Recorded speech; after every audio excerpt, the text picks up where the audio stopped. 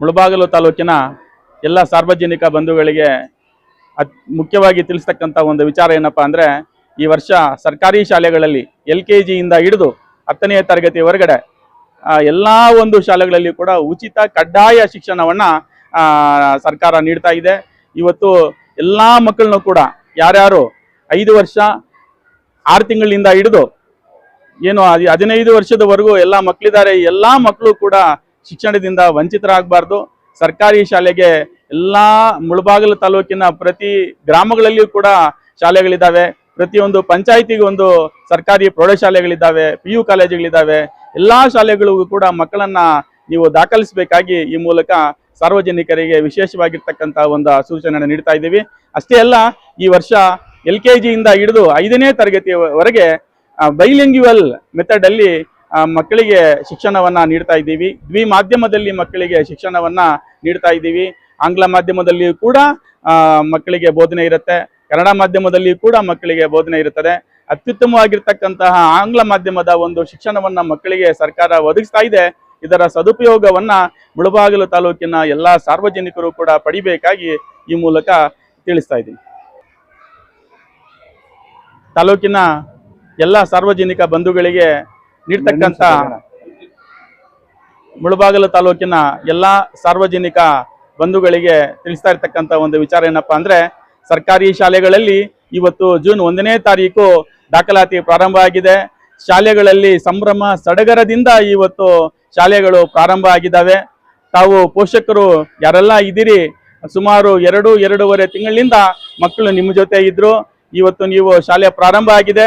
ಮಕ್ಕಳನ್ನ ಯಾವುದೇ ಕಾರಣಕ್ಕೆ ಕೂಡ ನೀವು ಮಕ್ಕಳನ್ನ ಮನೆಗಳಲ್ಲಿ ಇಟ್ಕೋಬೇಡಿ.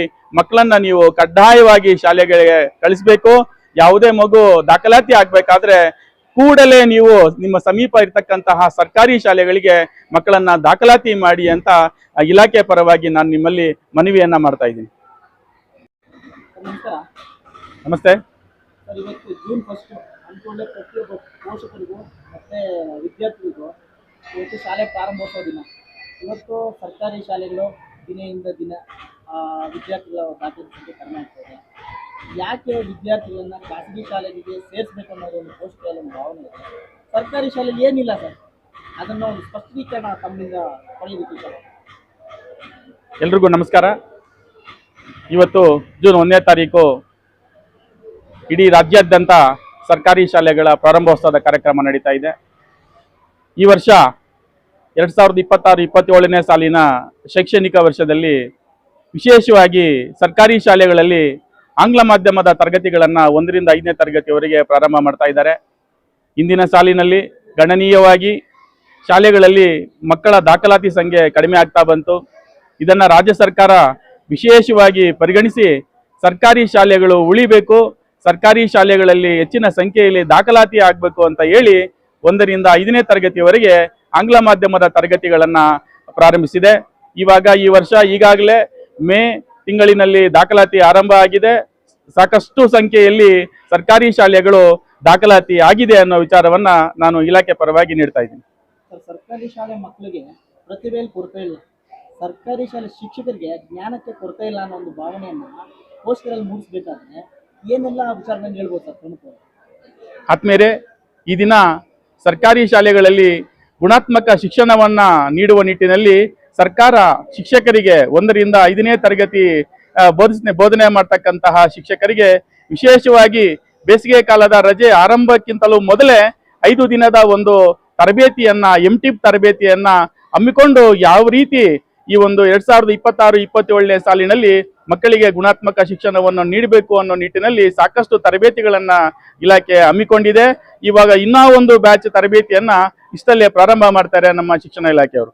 ಸರ್ಕಾರಗಳು ಬದಲಾದರೂ ಪಠ್ಯಪುಸ್ತಕದಲ್ಲಿ ಒಂದು ಪರಿವರ್ತನೆ ಆಗ್ತಾ ಇರುವ ಕಾಲಕ್ಕೆ ತಕ್ಕಂಗೆ ಹಲವಾರು ಯೋಜನೆಗಳನ್ನ ಸರ್ಕಾರಗಳು ಕೊಡ್ತಾನೆ ಇದ್ದಾವೆ ಸರ್. ಆದರೂ ಕೂಡ ಪೋಷಕರು ಮಕ್ಕಳನ್ನ ದುಡ್ಡು ಖರ್ಚು ಮಾಡಿ ವ್ಯರ್ಥವಾಗಿ ಖರ್ಚು ಮಾಡಿ ಖಾಸಗಿ ಶಾಲೆಗಳ ಕಡೆ ಒಲವು ಕೊಡ್ತಾ ಇದ್ದಾರೆ. ನಮ್ಮ ಸರ್ಕಾರಿ ಶಾಲೆಗೆ ಸೇರಿಸಿದ್ರೆ ಮಕ್ಕಳಿಗೆ ಏನೆಲ್ಲ ಸೌಲಭ್ಯಗಳು ಸಿಗ್ತವೆ ಅನ್ನೋದನ್ನು ಸ್ಪಷ್ಟವಾಗಿ ತಿಳಿಸ್ತಾರೆ.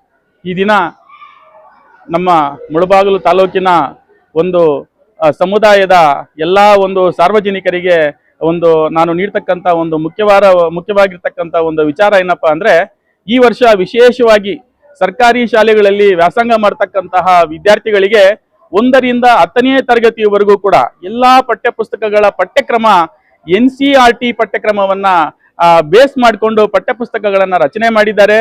ಯಾವುದೇ CBSE ಆಗ್ಬೋದು, ICSE ಆಗ್ಬೋದು, ಎಲ್ಲಾ ಸಿಲೆಬಸ್ಗಳಿಗಿಂತಲೂ ಕೂಡ NCERT ಸಿಲೆಬಸ್ ಅನ್ನ ಇವತ್ತು ಸರ್ಕಾರಿ ಶಾಲೆಗಳಲ್ಲಿ ಓದ್ತಕ್ಕಂತಹ ಮಕ್ಕಳಿಗೆ ಪಠ್ಯಪುಸ್ತಕಗಳಲ್ಲಿನ ಪಠ್ಯಕ್ರಮದಲ್ಲಿ ಇವತ್ತು ಅದನ್ನ ಅಳವಡಿಸಿದ್ದಾರೆ. ಎಲ್ಲಾ ರೀತಿಯಾಗಿ ಕೂಡ ಬೇರೆ ಒಂದು ಪಠ್ಯಕ್ರಮಗಳಿಗಿಂತಲೂ ಕೂಡ ಅತ್ಯುತ್ತಮವಾಗಿರ್ತಕ್ಕಂಥ ಪಠ್ಯಕ್ರಮ NCERT ಪಠ್ಯಕ್ರಮ ಆಗಿದೆ. ಪಠ್ಯಪುಸ್ತಕಗಳು ಕೂಡ ಅಷ್ಟೇ ಬಹಳ ವರ್ಣರಂಜಿತವಾಗಿ ಮೂಡಿ ಬಂದಿದ್ದಾವೆ. ಎಲ್ಲ ಮಕ್ಕಳಿಗೂ ಕೂಡ ಓದುವ ರೀತಿಯಲ್ಲಿ ಆಕರ್ಷಣೆಯನ್ನ ಪಠ್ಯಪುಸ್ತಕಗಳು ಮಾಡ್ತದೆ.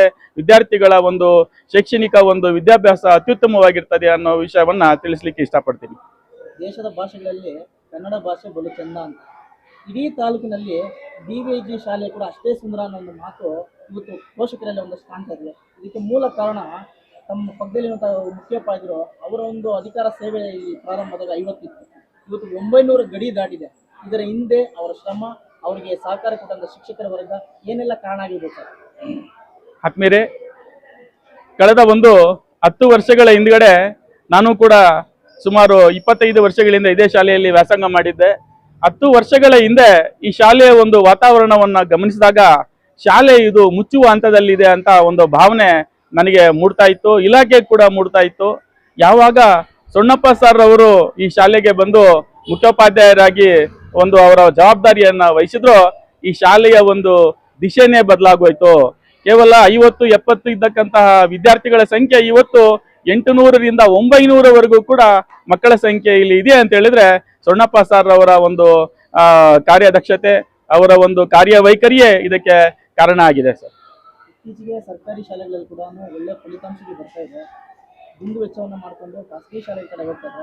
ವಿಶೇಷವಾಗಿ ಸರ್ಕಾರಿ ಶಾಲೆಯಲ್ಲಿ ಮಕ್ಕಳಿಗೆ ಓದಲಿಕ್ಕೆ ಪಠ್ಯಪುಸ್ತಕ ಆಗ್ಬೋದು, ಉಚಿತ ಸಮವಸ್ತ್ರ, ಶೂ ವಿತರಣೆ, ಹಲವು ಒಂದು ಪ್ರೋತ್ಸಾಹಗಳಿದ್ರೂ ಕೂಡ ಇನ್ನೂ ಪೋಷಕರು ಕಣ್ತರಿ ನೋಡ್ತಾ ಇಲ್ಲ.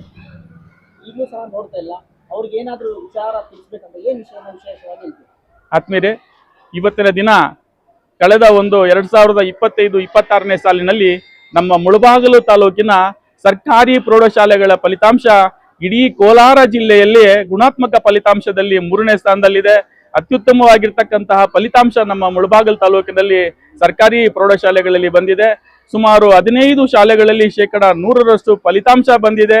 ಯಾವುದೇ ಶಾಲೆಗಳಿಗಿಂತಲೂ ಕೂಡ ನಮ್ಮ ಸರ್ಕಾರಿ ಶಾಲೆಗಳು ಕಡಿಮೆ ಇಲ್ಲ ಅನ್ನೋದು ಇದಕ್ಕೆ ನಿದರ್ಶನ ಆಗಿದೆ.